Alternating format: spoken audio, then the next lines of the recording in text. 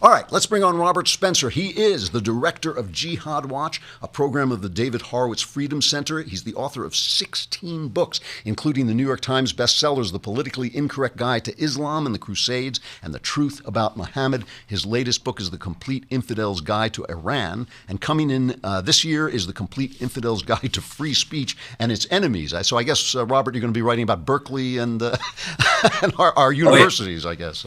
It's all in there. All right. It's good to see you, by the way. And Yeah, likewise. I was pointing out that I think you are a courageous fellow, and you always do it with a great deal of good humor, and you always seem so easygoing. But I never like to sit too close to you because I'm always afraid. So let me ask you. I mean, you have been just steadfast in not letting people forget about the jihad, not letting people forget about America's enemies, people committed to destroying us. You've seen Trump elected. How are you feeling about the first 100 days in regard to the fight against jihad?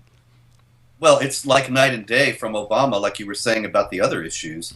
Obviously, Trump is trying to do something in the first place about domestic jihad attacks by limiting immigration from jihadi hotspots, and he's been stymied in that. But you can't fault him for doing for that. That's something that comes from these leftist activist judges. What's interesting about both of the blocks on his executive orders is that despite the manifest realities that the executive orders were dealing with, they just brushed them all aside. There are 72 jihadis who have been convicted of jihad activity from the countries listed in the ban, and they claimed that there wasn't any significant jihad threat from those countries. There is very specific U.S. law giving the president the responsibility and the right and the authority to limit immigration for any reason. And neither one of the blocks on his executive orders even mentioned that law. This is raw judicial dictatorship. They were not interpreting the law. They were not deciding whether or not his executive orders were in accord with the law. They were ignoring the law and legislating their own leftist agenda. Well, let me ask you this then. I mean, obviously, I agree with all that, but what about his actions, in Syria, his actions with Iran? Do you think that he is handling the actual Middle East wars in a better way than Obama was? I'll tell you, Andrew, I was very concerned when he bombed the Assad airbase. And it's not because I don't know that Assad is a scoundrel, but you got to ask the old Leninist question, who benefits? The beneficiary, if you take out Assad, is going to be the al-Qaeda groups that Obama was backing to his everlasting shame, and ISIS, the Islamic State.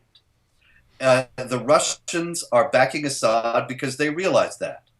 And there's just no good guy in this game. Now, at the same time, having said all that, you also have to grant that behind Assad is Iran. And Trump has very strongly put Iran on notice. And so we've got to deal with the twin threats of Iran and ISIS. And he's got to navigate that very carefully. And he hit the ISIS base in Afghanistan right after he hit Assad. So it looks to me like he's trying to deal with both sides of the situation.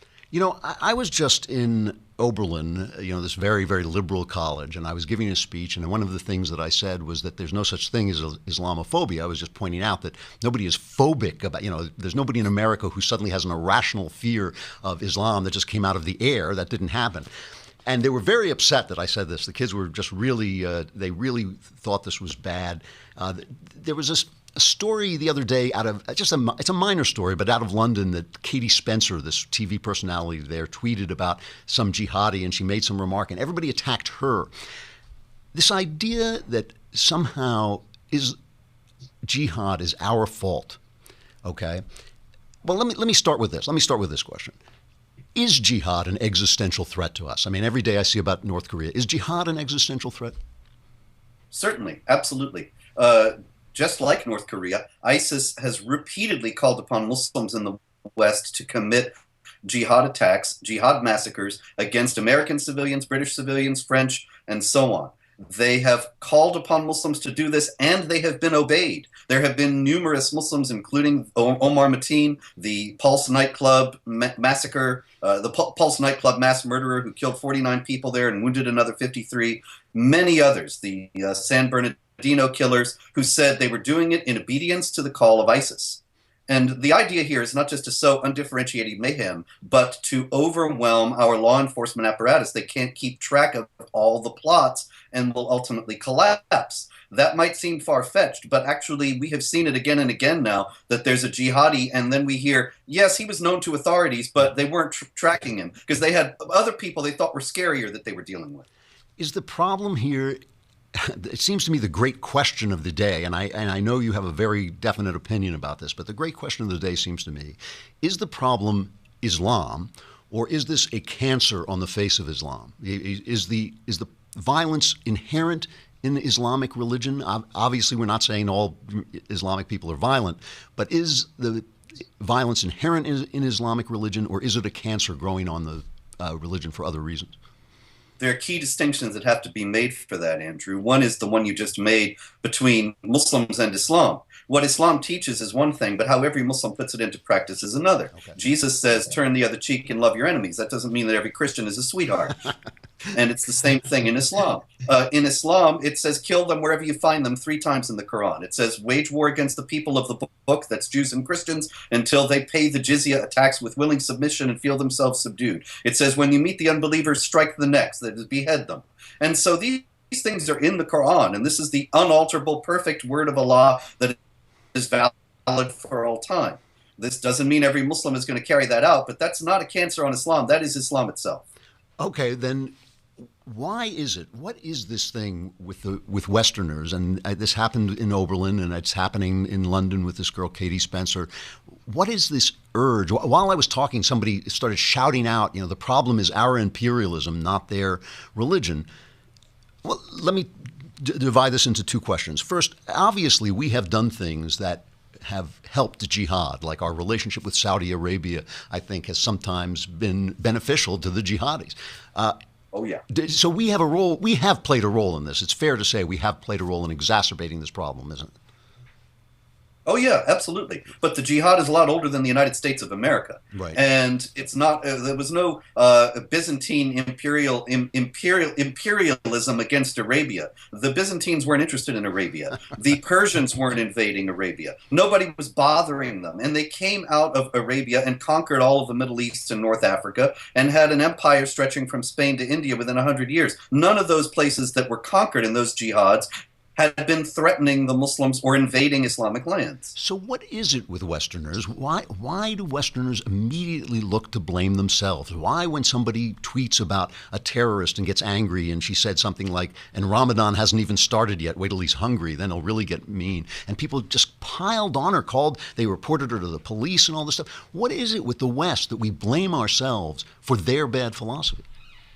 Well, Muslim advocacy groups in the U.S. and in Britain, most of which are tied to the Muslim Brotherhood, they have very skillfully played the victim card.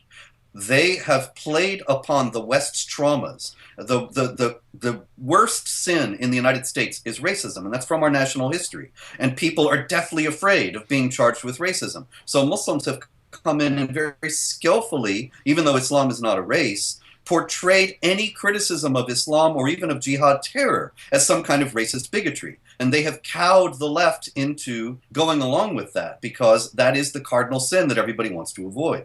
Well, that's a brilliant answer. I asked a tough question. That was a good answer. Looking forward, what are the solutions? I remember when I was at our friend David Horowitz, one of his gatherings, Geert Wilders was there, and he was talking, and I was sitting next to Michael Barone, and Wilders said, we should stop them from building mosques. And I remember Barone, who tends to kind of murmur to himself, going, "Wait, we can't do that. We have a constitution that protects, freedom of religion and freedom of worship." What solutions do you see? I mean, what do you see? Nobody is willing to crack down on religion in America, unless, of course, it's the Christian religion. But what solutions do you see for the United States that don't violate our commitment to free religion? Well, absolutely. We have to remember that that the Constitution grants the freedom of religion, but the Constitution grants the freedom of religion in order to protect and defend the United States, not giving people an excuse for treason and sedition. It's not some sort of license to break all other American laws and then claim the freedom of religion as your excuse. The freedom of religion ends where other laws begin. And there's precedent for this. The U.S. Supreme Court in 1890 said that Utah would not be allowed to become a state unless the Latter-day Saints outlawed polygamy. Right. And this was a matter of their religious freedom, but there was a compelling national interest that was considered of that. And it would seem to me the same way here. Muslims are perfectly free to practice their religion, pray to Allah, read the Quran, consider Muhammad a prophet, and so on. But that does not give them a license to perform female genital mutilation, honor killing, jihad warfare, any of the things that are mandated in the Quran and Islamic teaching that are at variance with American law.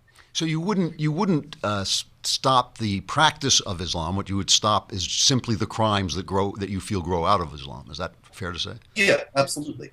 And when a preacher is preaching that Sharia has to replace the U.S. Constitution, as is preached in many American mosques today, as surveys have shown, then that has to be understood as frankly seditious and prosecuted accordingly. Interesting. Okay. Well, Robert, I hope you'll come back and talk as the Trump administration continues, and we can talk about his strategies. Robert Spencer, the director of Jihad Watch, the author of The Politically Incorrect Guide to Islam, and the upcoming, is it out yet? The Complete Infidel's Guide to Free Speech, is that out yet? July 27th. All right. The Complete Infidel's Guide to Iran is already out, and the Complete Infidel's Guide to Free Speech and Its Enemies from Robert Spencer, the director of Jihad Watch, which you can, that's jihadwatch.org? Jihadwatch.org. Okay, great. Thanks a lot, Robert. It's good to see you, and I'll talk to you again. Thank you, Andrew. Likewise. All right. Well, this guy is very sharp, and he knows like every word in the Quran and every period. And like I said, we do him by remote because we're all afraid of dying by standing too close to it. All right.